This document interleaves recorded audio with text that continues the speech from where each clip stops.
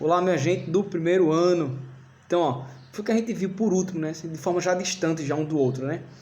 Foi a consolidação de um Estado, né? Então, a Revolução Neolítica, essa última fase da pré-história, que a gente está chamando de pré-história, esse período paleolítico, os povos viviam de forma nômade, né? E neolítico se dá a sedentarização, a fixação do homem na terra. Então, a partir dessa fixação de ter um lugar próprio, um espaço, a constituição de um espaço, as casas, as vilas, a profissão, né? Então você vai ter uma divisão do trabalho, você vai ter uma hierarquização, você vai ter a formação das sociedades.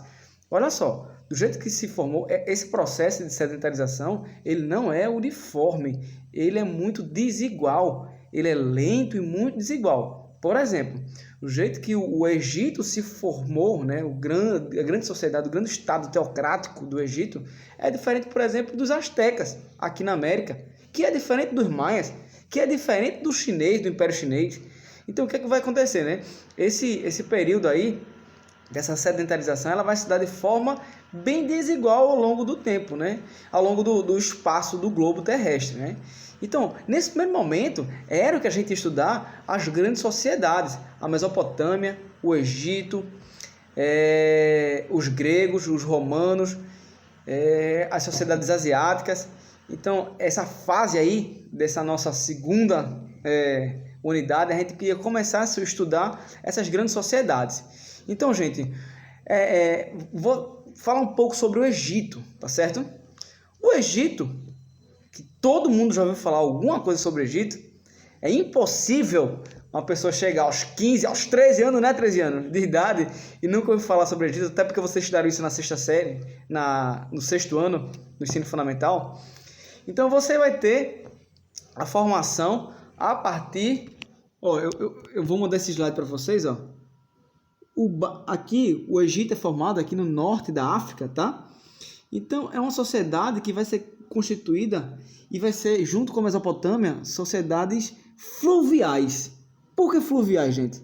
Então, os primeiros assentamentos, eles vão ser formados ao longo do Rio Nilo. O grande Rio Nilo fica no nordeste da África, desemboca aqui no Mar Mediterrâneo, ele nasce lá dentro da África e sai cortando. Então você vai ter o Baixo Egito e o Alto Egito. Professor, o Baixo Egito é em cima? Porque isso aqui é uma representação cartográfica, né? Então a parte mais baixa, litorânea, Baixo Egito. A parte mais alta, que é lá do interior da África, o Alto Egito. Então, ó, inicialmente vai ter os grupos nômades que vão começar a se sedentarizar e formar agrupamentos ao redor do Rio Nilo. E não se sabe ao certo, né, porque a documentação é muito escassa desse período, mas se sabe que se formou dois reinos, o do Baixo Egito e do Alto Egito. Até que um cara chamado de Menes, ele unifica, é o primeiro faraó.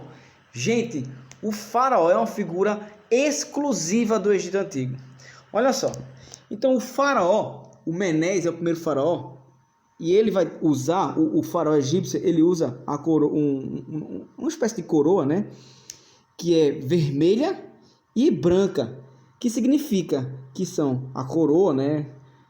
O acessório aí, entenda como quiser, do Baixo e do Alto Egito. Essa coroa que todos os faraós, a partir de Menes, usou, ela vermelha e branca, é exatamente a união entre o Baixo e o Alto Egito.